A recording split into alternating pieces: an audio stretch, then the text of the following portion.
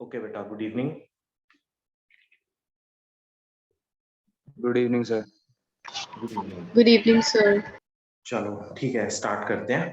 ठीक है, सबसे पहले एक छोटा सा ओवरव्यू लेते हैं कि इस चैप्टर के सारे फॉर्मूलाज क्या हैं। ठीक है, एंड देन न्यूमेरिकल्स करना स्टार्ट करेंगे। जो हमने न्यूमेरिकल्स पढ़े हैं बेटा, जो फॉर्मूलाज हमने इस चैप्टर में पढ़े हैं, those formulas are EMF की इंस्टेंटेनियस वैल्यू हमने पढ़ी, E is equals to E naught sin omega t। Current की instantaneous value I is equal to I naught sin omega t। Excuse me sir. हाँ बेटा। Sir जो भी last class में assignment दिया था ना अपने क्लास में, और जो उसके क्वेश्चन करे थे हमने, हाँ बेटा। पहले क्वेश्चन मतलब उसमें डाउट है, अच्छा वो भी तो वो डिस्कस आप अलग से लोगे अभी? मैं मतलब अलग से आपको भेज दें फिर बाद में? अलग से भेज देना बेटा। ओके। ठीक है, equal to E not sine omega t, I is equal to I not sine omega t. I R M S is I not by root two and E R M S is E not by root two. Similarly, I average is 2 I naught by pi. E average is 2 E naught by pi. E RMS is equals to I RMS into R. Similarly, E L is equal to, यहाँ हम गए, E RMS is equal to I RMS into XL. E RMS is equal to I RMS into XC, XL is equals to 2 pi FL यानी कि omega L, XC is equals to 1 upon omega C यानी कि 2 pi FC। ठीक है, ये कुछ relations हैं जो कि बेटा हमने वहां पर डिराइव करे थे। इसके अलावा average power in purely resistive circuit was ERMS into IRMS, लेकिन average power in LCR is equal to ERMS into IRMS into cos phi। cos phi आपका पावर फैक्टर होता है and is equal to R upon Z। Z है आपका impedance and is equal to under the root R square plus XL minus XC whole square। ठीक है, तो ये सारे के सारे हमने फॉर्मूलाज वहां पर डिराइव किए थे उस चैप्टर में, मतलब इसी चैप्टर में ऑल्टरनेटिंग करंट्स में। अब स्टार्ट करते हैं न्यूमेरिकल्स। आज जो मैंने फाइल आपको भेजी है, जो फोटोज भेजे थे, खोलें। जो हम दिन में स्टार्ट करने वाले थे, सेम वही न्यूमेरिकल स्टार्ट कर रहे हैं। हमने स्टार्ट किए थे 2 मार्कर्स, और 2 मार्कर्स में जो पहला क्वेश्चन था वो था, एक सर्किट दिया हुआ है और इस सर्किट के अंदर हमें ये बताना है how does the brightness of the lamp change on reducing the capacitance. अब ध्यान से देखें बेटा, ये एक कैपेसिटर है और ये एक बल्ब जिसकी कुछ इंडक्टेंस है L, और L इंडक्टेंस उसने कहा नेग्लिजिबल इंडक्टेंस है। What will happen to the brightness of the bulb if capacitance is decreased? देखो बेटा, अगर आप कैपेसिटेंस कम करते हो तो अल्टीमेटली XC बढ़ेगा। XC क्या होता है? XC होता है resistance offered by capacitor, resistance offered by capacitor. अब अगर ये रेजिस्टेंस ऑफर करेगा सीरीज सर्किट में, तो सीरीज सर्किट में क्या कम हो जाएगा? करंट कम हो जाएगा।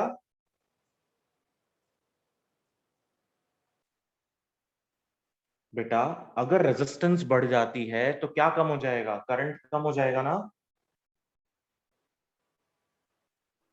Yes sir. और अगर करंट रिड्यूस हो जाएगा तो इस बल्ब की ब्राइटनेस क्या हो जाएगी? रिड्यूस हो जाएगी। तो brightness of the bulb will reduce, ठीक है।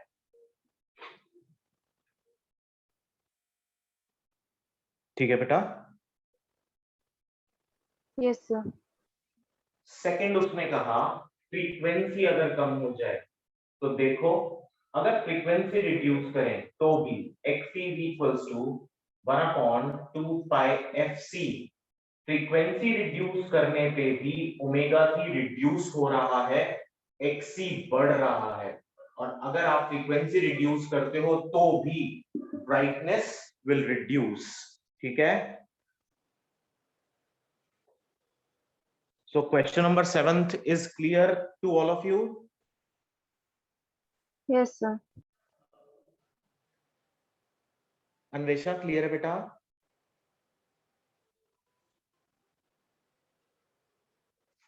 दक्ष क्लियर है? Yes sir. Okay, next question है बेटा जो कि हमारा न्यूमेरिकल है, वो है क्वेश्चन नंबर 10।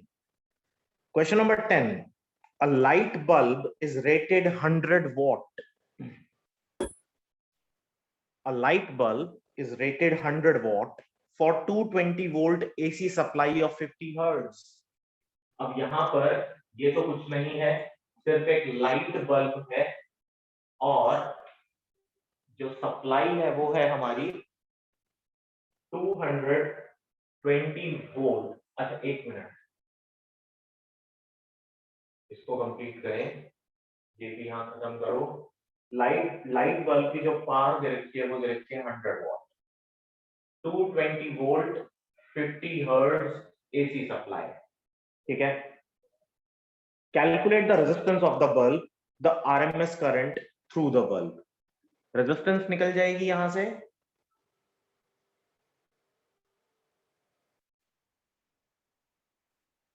बेटा रेजिस्टेंस निकल जाएगी यहां से।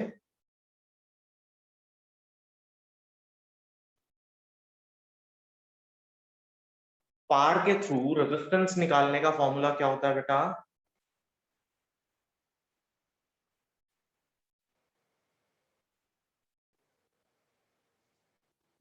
Power is equal to V square by R,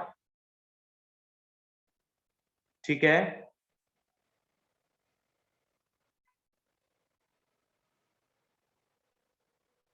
Yes, बेटा sir. Okay, so power is equal to V square by R, तो V कितना दिया हुआ है आपको? 220 स्क्वायर बाय R, और पावर की वैल्यू आपको 100 वॉट दी ही हुई है, तो यहाँ से आप रेजिस्टेंस निकाल लेंगे तो रेजिस्टेंस कैलकुलेट हो जाएगी। रेजिस्टेंस हो जाएगी बेटा 48400 अपॉन 100, यानी कि 484 ओम्स, ठीक है।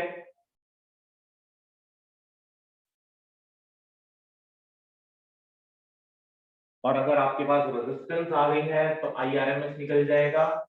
IRMS is equals to ERMS upon resistance. ERMS कितना दिया हुआ है आपको? 220, रेजिस्टेंस कितनी आ गई? 484, सॉल्व कर लेंगे, IRMS आ जाएगा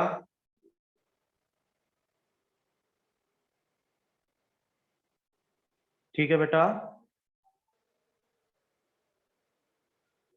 This was your question number 10.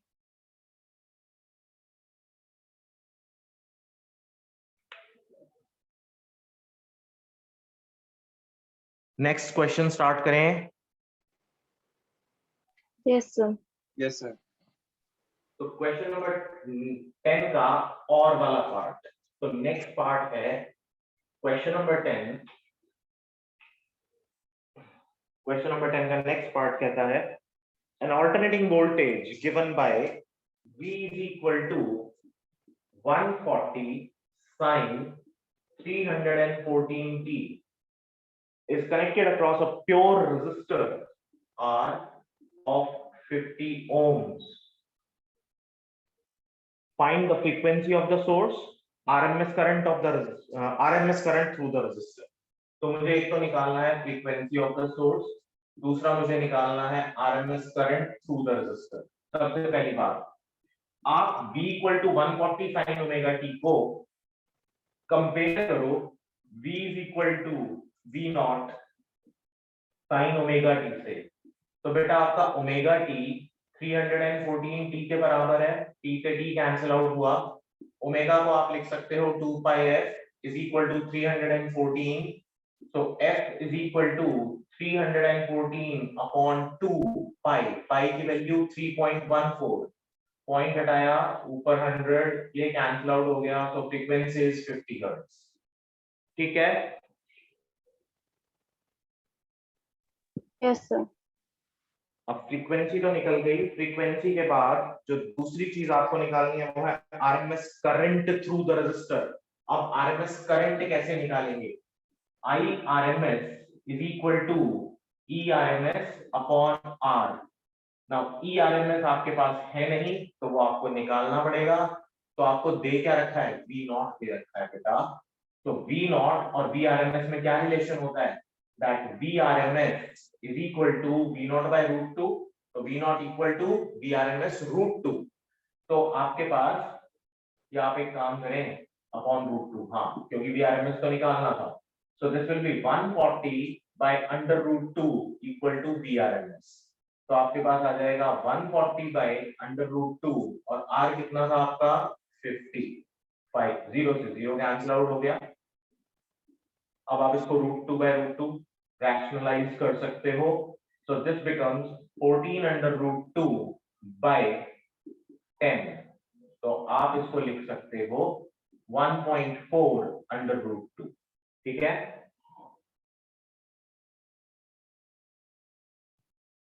ठीक है बेटा। Yes, sir. Yes, sir. ध्यान से देखना बेटा, कैलकुलेशंस पे ध्यान देना, हो सकता है कैलकुलेशन करते हुए कई बार एरर हो जाता है। ठीक है, मेरा ध्यान तीन तरफ है, फोन में भी, लैपटॉप पे भी और बोर्ड पे भी। अगर कहीं एरर हो रहा हो तो प्लीज बी विजिलेंट, मुझे बता देना कि सर यहाँ गड़बड़ हो रही है। ठीक है, Okay, sir. ठीक है, नेक्स्ट।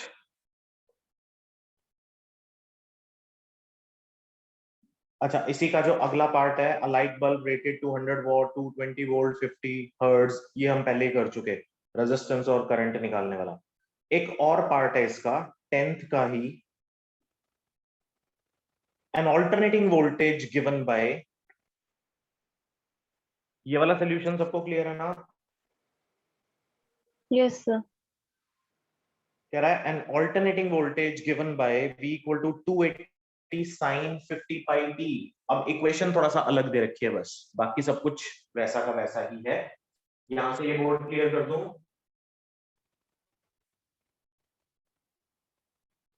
कर दूं? Yes, sir.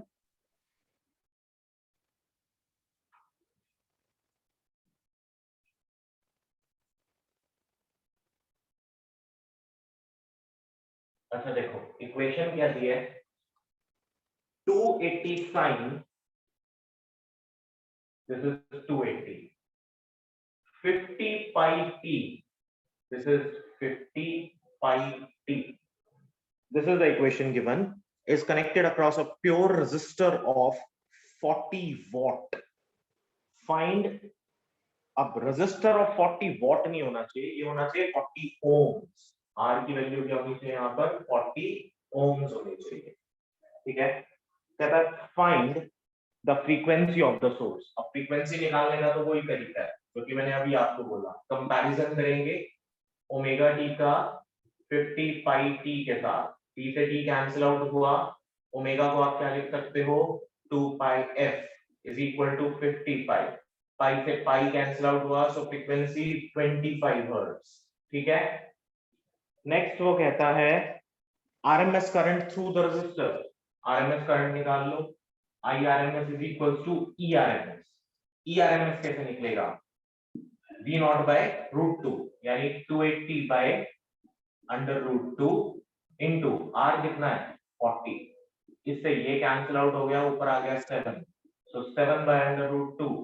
ठीक है, फर्दर आप इसको सॉल्व करना चाहें then this becomes 7 by 2 root 2 या फिर 3.5 अंडर रूट 2 एम्पियर्स। ठीक है,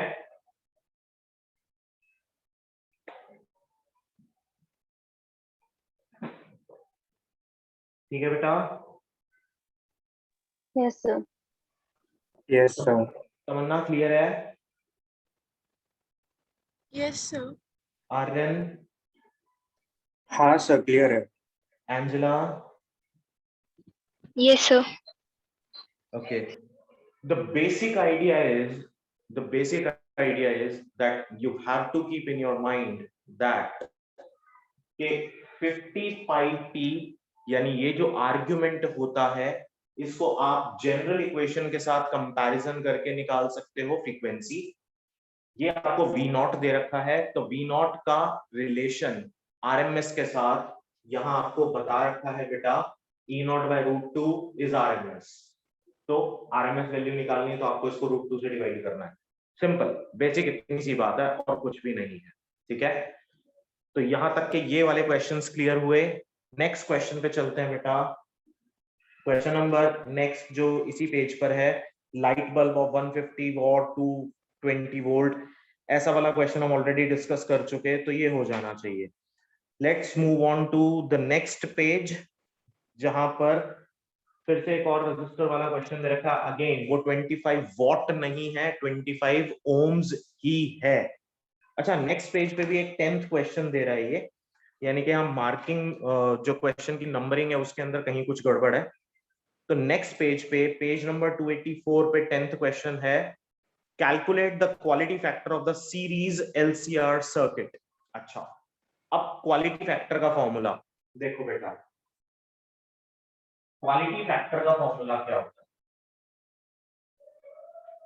क्वालिटी फैक्टर जब उस दिन कराया था तो उसका फॉर्मूला मैंने आपको लिख पाया था कि Q फैक्टर का फॉर्मूला होता है Q factor Q is equals to 1 upon R under the root L by C. ठीक है, 1 upon R under the root L by C. अब क्वेश्चन कह रहा है calculate the quality factor of a series LCR circuit with L 2 Henry, C 2 microfarad and R 10 ohms. C 2 microfarad and R 10 ohms. अब LCR आपको दे रखा है, values put करें और आंसर निकालिए. तो Q फैक्टर का वैल्यू आएगा 1/10 अंडर द रूट, L है 2, R C है आपके पास 2 माइक्रोफैरड, तो 2 into 10 की पावर 6 ऊपर हो जाएगा. सो दिस बिकम्स 2 से 2 कैंसिल आउट हुआ, 10 to the power 3/10 यानी 10 raised to the power 2. ठीक है,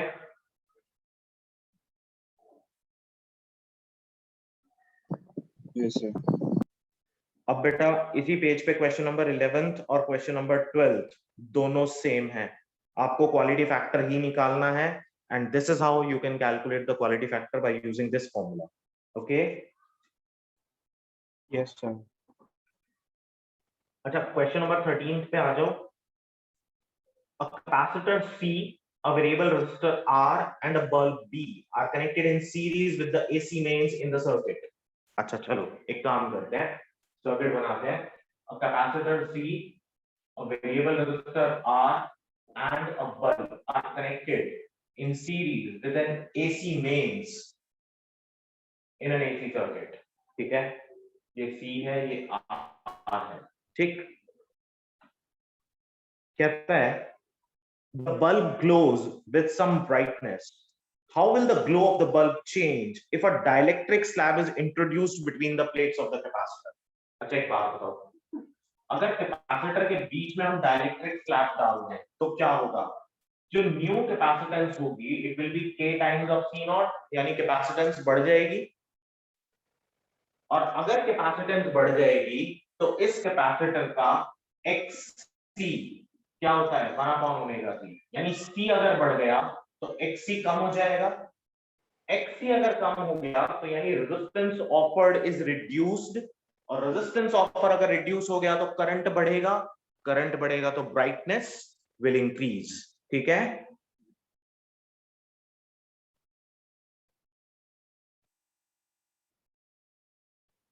ठीक है बेटा. Yes, sir. ये वाला कॉन्सेप्ट सबको क्लियर है बेटा? Yes, sir. Abhimanyu, Yes, sir. Clear हुई बात? Yes, sir. ओके, सेकंड कहता है the resistance R is increased keeping the same capacitance. अब कैपेसिटेंस को हम नहीं छेड़ रहे, बट हम R को इंक्रीज कर रहे हैं। पहले हमने R को नहीं छेड़ा था, सिर्फ कैपेसिटर में डाइलेक्ट्रिक डाला था, ठीक है। यानी R को आपने कांस्टेंट रख के कैपेसिटर में डाइलेक्ट्रिक डाला, तो सीरीज LCR सर्किट के अंदर क्या कम हो गया था, क्या चेंज हो गया था? आपका करंट चेंज हो गया था, यानी कि यहाँ से करंट ज्यादा जाने लगा, और R को तो आप छेड़ ही नहीं रहे थे। लेकिन अब की बार आप कहते हो कैपेसिटेंस को हम ऐसा का ऐसा ही रहने दें, लेकिन रेजिस्टेंस बढ़ा दें, तो रेजिस्टेंस बढ़ाने से क्या होगा? करंट कम हो जाएगा, सो ब्राइटनेस विल डिक्रीज, ठीक है।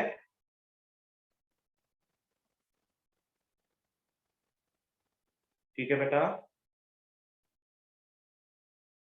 Yes sir. बेटा R अगर बढ़ता है तो करंट रिड्यूस होता है ना,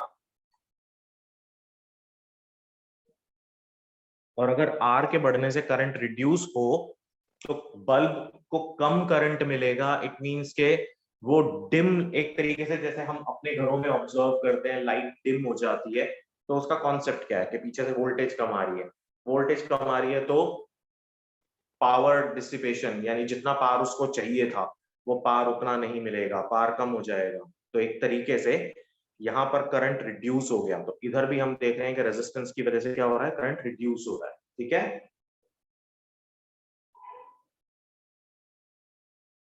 ठीक है बेटा?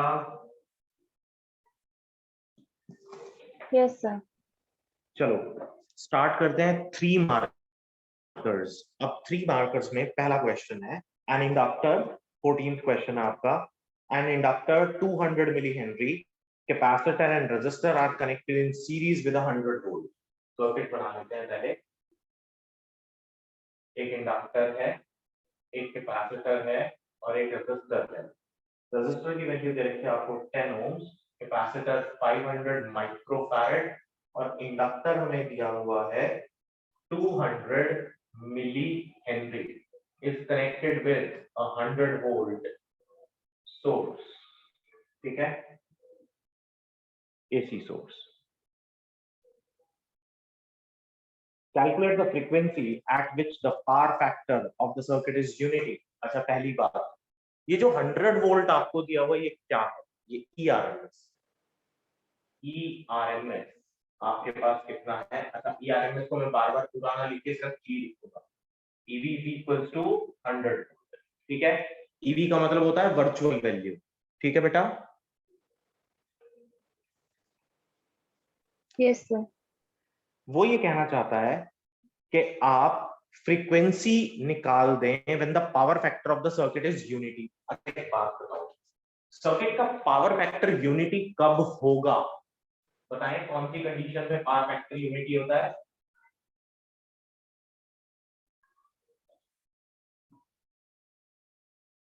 देखो, पावर फैक्टर का फॉर्मूला cos पाई R बाय Z। हमने कहा पावर फैक्टर यूनिटी हो, इट मींस के cos पाई की वैल्यू 1 हो। cos पाई की वैल्यू 1 कब हो सकती है? when R is equal to Z। R equal to Z कब होगा? Z का फॉर्मूला देखो, R square plus XL minus XC का होल स्क्वायर। अगर Z इक्वल टू R ही है तो इसका मतलब XL माइनस XC एग्जिस्ट नहीं कर रहे, यानी XL किसके बराबर हो गया? XC के बराबर हो गया। क्लियर है?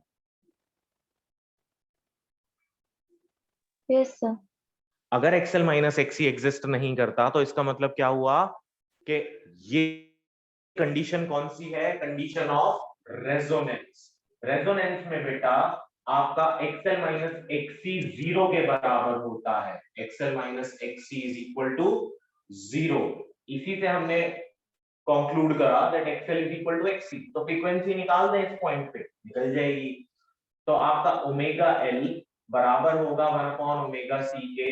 सो omega square is equals to 1 upon LC। तो F equal to 1 upon 2 pi under the root LC। अब 1 upon 2 pi as it is, L की वैल्यू आपको पता है 200 मिली हेनरी, तो 200 इंटू 10 की पावर -3, ठीक है। सिमिलरली सी की वैल्यू आपको पता है 500 microfarad, so 500 into 10 to the power -6, ठीक है बेटा।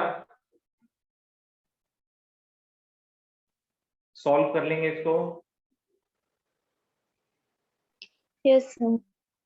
तो ये वैल्यू आएगी आपके पास 1/2 पाई अंडर द रूट 1 2 3 4 और एक इसके 10 की आएगी 5, तो 10 to the power 5 -3 -6, so 1/f is equal to 1/2 pi, ये हो गया 6 और 3 9, 9 में से 5 है 4, under the root 10 to the power -4, तो 10 टू द पावर -4 से बाहर कितना आ जाएगा 10 टू द पावर -2, तो ऊपर चला जाएगा 100/2 पाई, ठीक है।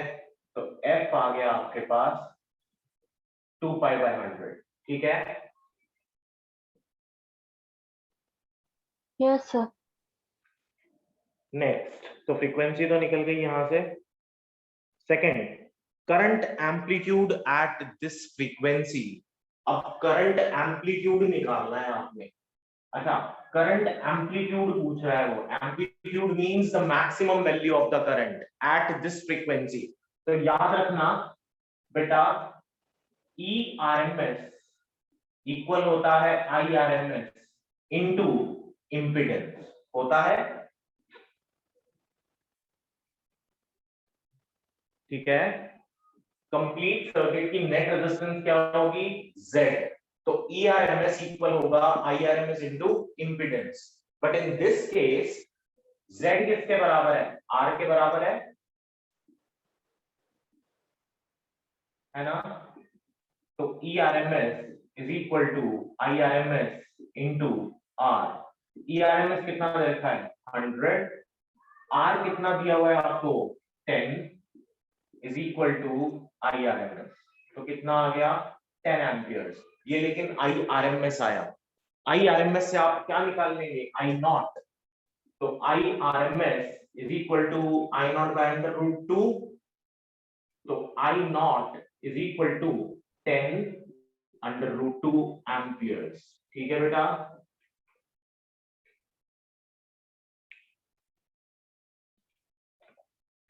बेटा ये पर्टिकुलर क्वेश्चन क्या सभी को क्लियर है? This is your 14th question. इसमें बहुत सारी चीजें आ गई हैं, किसी को भी कहीं पर भी डाउट है तो अभी पूछ लो बेटा।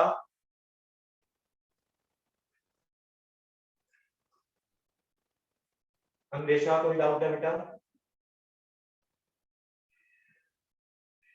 तमन्ना? सर क्लियर है। मेलिसा? Sir, clear है। दक्ष? आर्यन? सर क्लियर है। एंजेला? Sir, clear है। अभिमन्यु? Yes, sir. Clear. ठीक है। Next, question number 15। Question number 15 में आपको एक LCR सीरीज सर्किट दिया हुआ है, और इस LCR सीरीज सर्किट में, अच्छा इसको मैं बोर्ड को क्लियर कर दूं यहां से।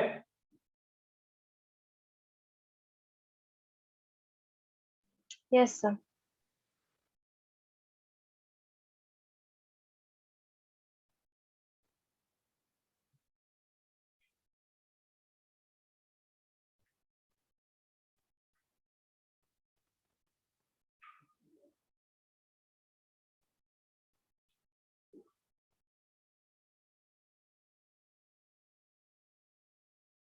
अच्छा देखो, क्वेश्चन नंबर 15 में आपको एक LCR सीरीज सर्किट दे रखा है जिसमें L 5 हेनरी, C 80 माइक्रोफैरड और R 40 है। उसने दिया LCR, ये आपका R है, ये C, और यहाँ उसने आपको एक इंडक्टर दे रखा है, ठीक है। और इसको हमने एक AC सोर्स से कनेक्ट कर दिया। इंडक्टर की वैल्यू आपको दी है 5 हेनरी, दिस इज 80 माइक्रोफैराड और R की वैल्यू दे रखी है 40 ओम्स और जो सोर्स आपको दिया है that is 240 volt, 240 volt. 15th question, ये 240 फिर से क्या है बेटा, ERMS, ठीक है। क्वेश्चन कहता है the angular frequency of the source which drives the circuit at resonance. अब यहां उसने सीधा सीधा वर्ड यूज कर दिया रेजोनेंस। पिछले क्वेश्चन में उसने सीधा सीधा वर्ड यूज नहीं करा था। पिछले क्वेश्चन में उसने कहा था when the power factor is unity. तो पावर फैक्टर यूनिटी कब होता है, एट रेजोनेंस ही होता है। वो हमने वहां पर डिराइव करके देख लिया कि रेजोनेंस की कंडीशन में सर्किट की जो रेजिस्टेंस होती है वो मिनिमम होती है, यानी कि इंपिडेंस प्योर रेजिस्टेंस के बराबर होगी। There will be no contribution in resistance by the inductive reactance and the capacitive reactance. अब यहां वो सीधा सीधा कह रहा है which drives the circuit at resonance, यानी सीधी बात है XL is equal to XC। तो इस पर आपको फ्रीक्वेंसी निकालनी है तो निकाल लो। तो omega square equal to 1 by LC और omega is equal to 1 by under the root LC। L की वैल्यू आपको दे रखी है 5 और C की वैल्यू दे रखी है आपको 80 microfarad. So micro is 10 to the power -6, ठीक है। इसको आप सॉल्व कर लो। So this becomes 1 by 400 into 10 to the power -6, 20 बाहर आ जाएगा तो 1 by 20 अंडर द रूट 10 की पावर -6, यानी ये आ जाएगा 10 की पावर -3, ऊपर आ जाएगा 10 to the power 3 अपॉन 20, ठीक है। तो आंसर आ गया 50। तो ओमेगा आ गया आपके पास 50। ये आ गई आपके पास एंगुलर फ्रीक्वेंसी, ठीक है। हो जाएगा।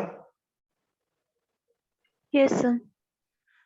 अब ओमेगा की तो यूनिट की अगर बात करें तो रेडियंस पर सेकेंड, लेकिन अगर यहां से फ्रीक्वेंसी पूछता हो तो फ्रीक्वेंसी क्या होती, then frequency will be 1/2 pi under the root LC। अब यानी कि बेटा, या आप सीधा सीधा फॉर्मूला ऐसे ना लगा के दूसरे तरीके से लगा लो। ओमेगा तो आपने निकाल ही लिया, तो omega is equals to 2 pi f। तो f हो जाता है ओमेगा अपॉन 2 पाई, ये 50 हो गया upon 2 pi as it is. So this will be 25 upon pi CPS, या फिर आप इसको हर्ट्ज लिख सकते हैं, ठीक है, साइकिल्स पर सेकेंड और हर्ट्ज। तो ये आपके पास फ्रीक्वेंसी आ गई। अब इसी फ्रीक्वेंसी के ऊपर करंट पूछ रहा है आपसे। करंट, फिर से कॉन्सेप्ट पिछले वाला ही, उसने कहा करंट एट रेजोनेटिंग फ्रीक्वेंसी, इसी फ्रीक्वेंसी पे करंट। तो इस फ्रीक्वेंसी को ऑब्टेन आपने कब करा, जब आपका XL किसके बराबर था, XC के बराबर था।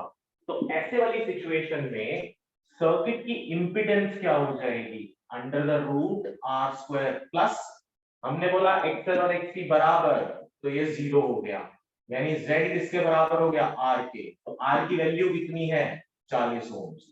तो ERMS is equal to IRMS into 40।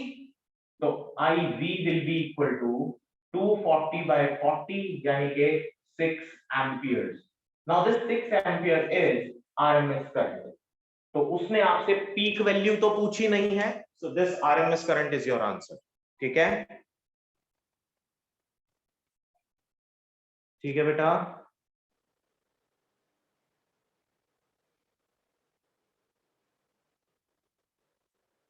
बेटा बोला तो करो। Yes sir. ठीक है।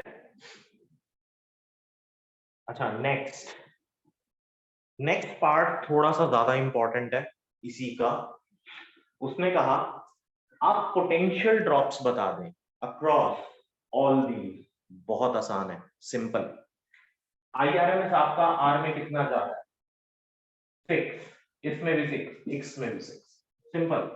तो आपका पोटेंशियल ड्रॉप यानी VRMS will be equal to IRMS into R। तो देखो आंसर आ जाएगा 6 इंटू 40, ठीक है। IRMS 6 था इंटू 40, तो कितना हो गया आपके पास, कितना आ जाएगा, 240 आ जाएगा ना।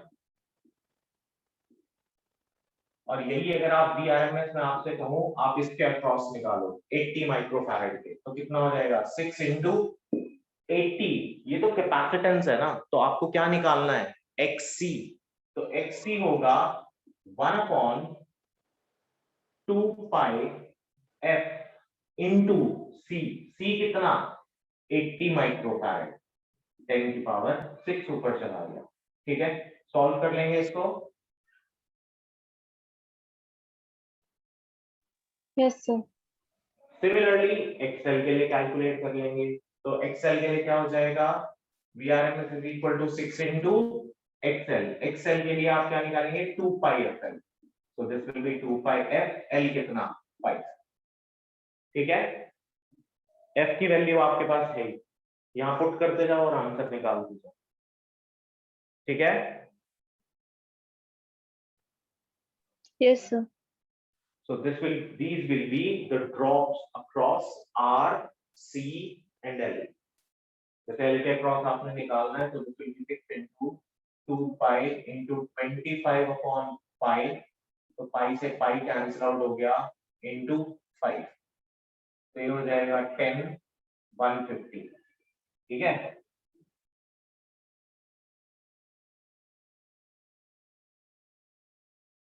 हो जाएगा बेटा, Yes, sir.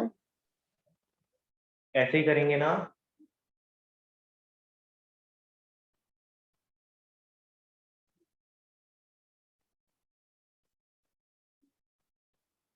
हो जाएगा ना।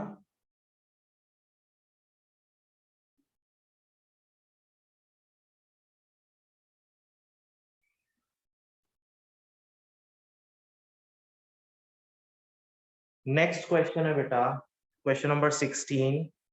A series LCR circuit is connected to an AC source using the phasor diagram. अच्छा, ये तो न्यूमेरिकल नहीं है। Next is also not a numerical. 18th भी न्यूमेरिकल, रेजिस्टेंस निकालने वाला ही है, हो जाना चाहिए। अच्छा चलो, एक न्यूमेरिकल मैं वैसे देता हूँ आपको अलग से, ट्राई करेंगे। बोर्ड क्लियर कर दूं?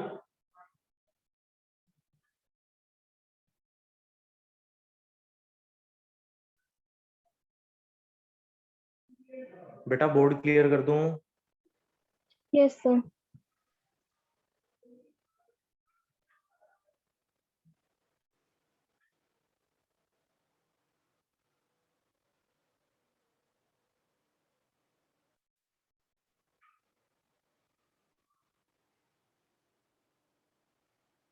अच्छा, मैं आपको दो सर्किट दे रहा हूँ।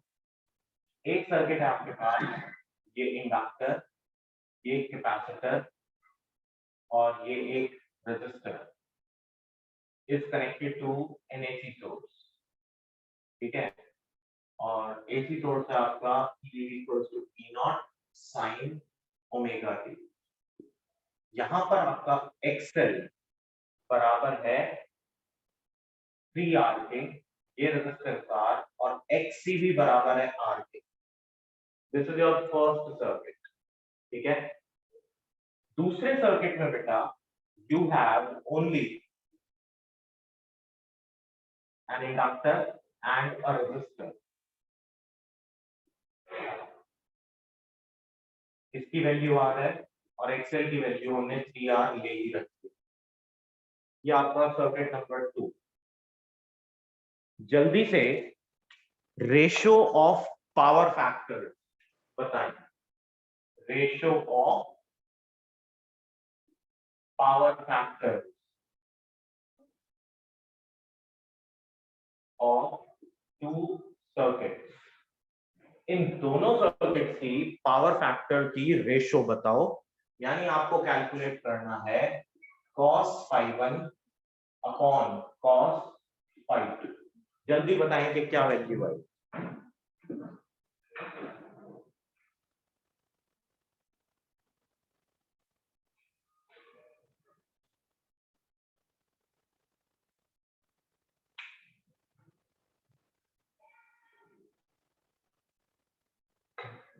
2017 का क्वेश्चन है बेटा, जल्दी करके बताओ। 3 मार्क्स का क्वेश्चन और बहुत इजी क्वेश्चन, यानी सिर्फ ये काम करने के आपको 3 मार्क्स मिल रहे थे उस पेपर में। फटाफट करके बताएं।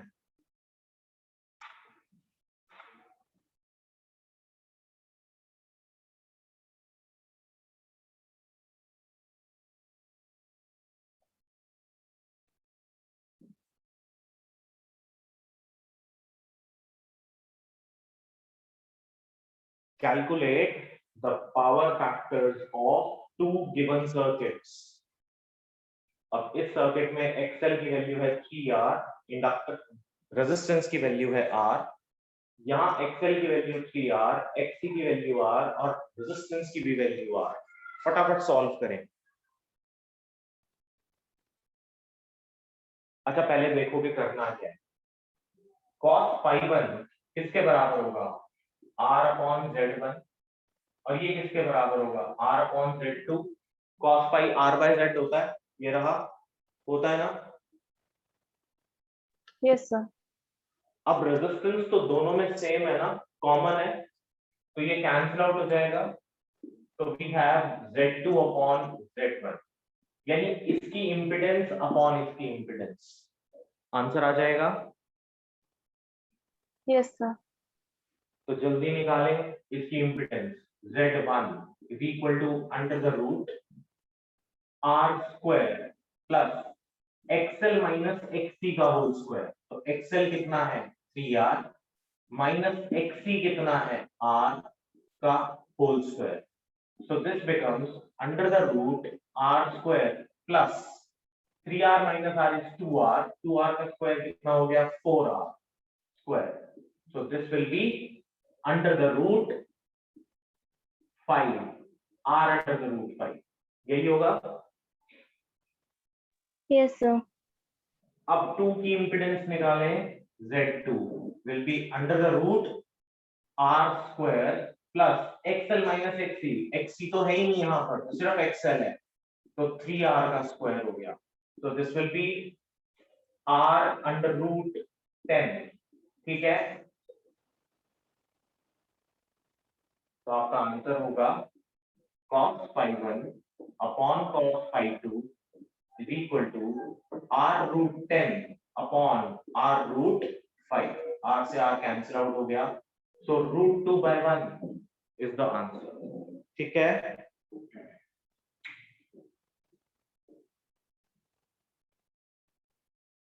Yes, sir. क्लियर है ना? इसमें कोई दिक्कत तो नहीं? No, sir. अच्छा देखो, यहां से एक नया कॉन्सेप्ट बनता है आपका। अब इस सर्किट को देखो ध्यान से। दिस सर्किट इज कॉल्ड, क्योंकि इसमें एक इंडक्टर है और एक रेजिस्टर है, तो this circuit is called LR circuit. This is called LCR circuit. So likewise we may have RC circuit and RL circuit also. ठीक है, अब अगर RC सर्किट है या LCR नहीं है पूरा, तो जो कंपोनेंट नहीं है आप उस कंपोनेंट को वहां जीरो मान लें, जैसे कि हमने यहां पर करा। यहां पर कैपेसिटर नहीं था, तो क्योंकि कैपेसिटर नहीं था तो हमने उसकी कैपेसिटिव रिएक्टेंस को यहां जीरो कर दिया। तो आप कोई भी सर्किट बना सकते हो। आपके पास LCR भी हो सकता है, आपके पास RL भी हो सकता है, आपके पास CR भी हो सकता है। ठीक है,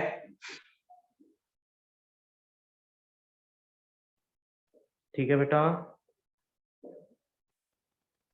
Yes, sir.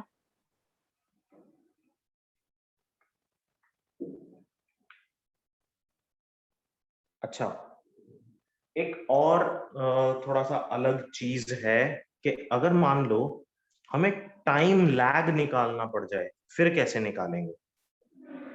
जैसे आ,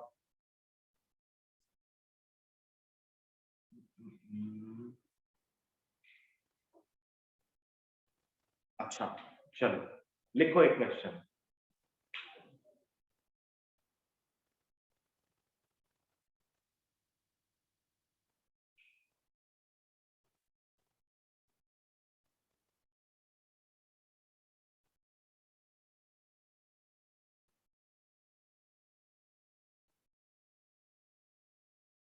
लिखो, in an AC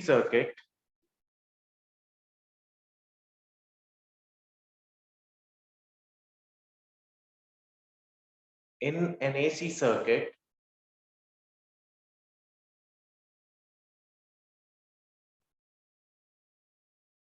the current and EMF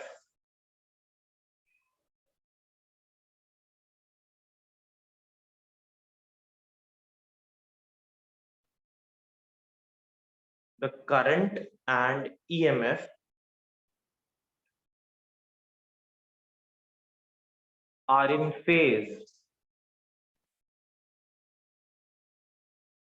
The current and EMF are in phase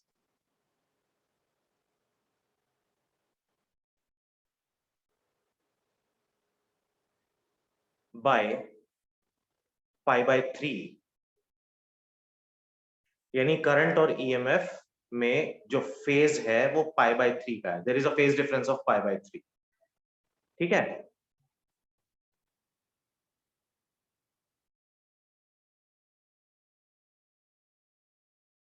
ठीक है.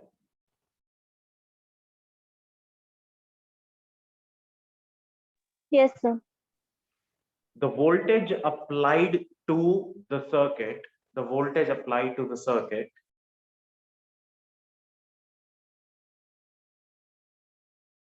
is 200 volts 50 hertz. 200 volts 50 hertz. अब obviously there is a phase of pi by 3. Let's say current is ahead of EMF by pi by 3.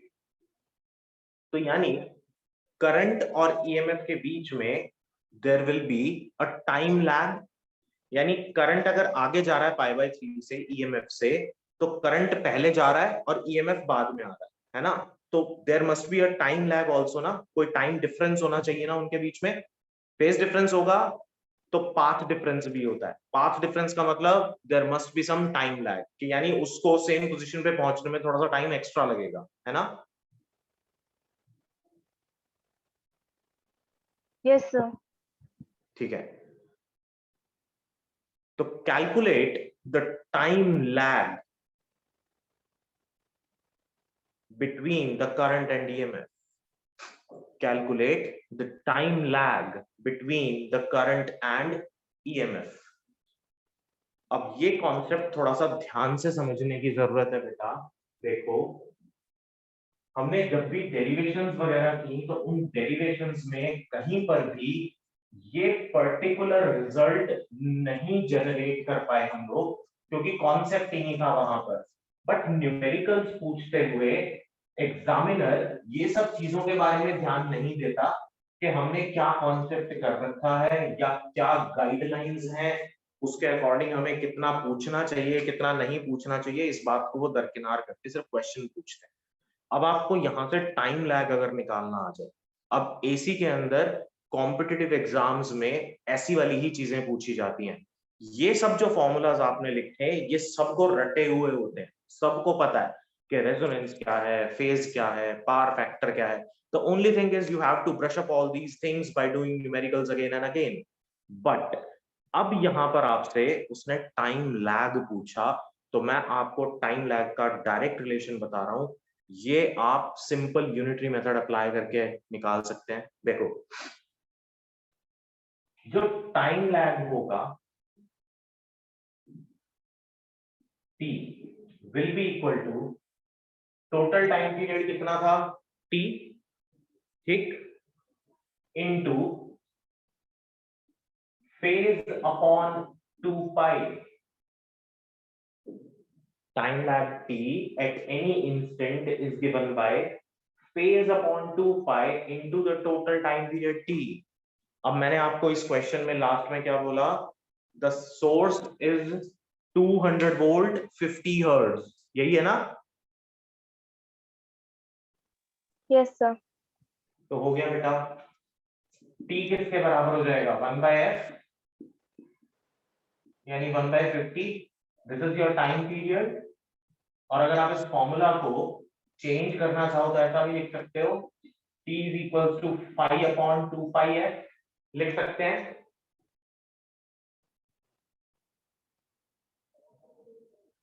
Yes, sir. Now this 2 pi f can also be written as omega, लिख सकते हैं ना? Yes, sir. तो आपका देखो phase वापस किसके बराबर आ गया, ओमेगा टी के बराबर ही आ गया ना। So there is nothing new in it, बस हमने उसको रिप्रेजेंट कुछ अलग तरीके से किया so that कि हम वहां से टाइम लैग निकाल पाए। तो हो गया t is equals to phase कितना देखा है, pi by 3, so pi by 3 into 2 pi, pi से pi कैंसिल आउट हो गया, into 1 by 50, so 1 upon 15 to 6, 1 by 300 seconds. This is the time lag. Okay.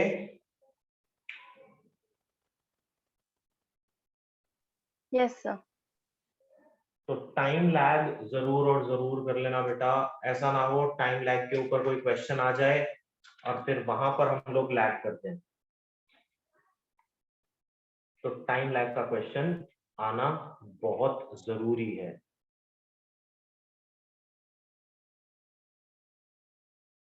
ठीक है,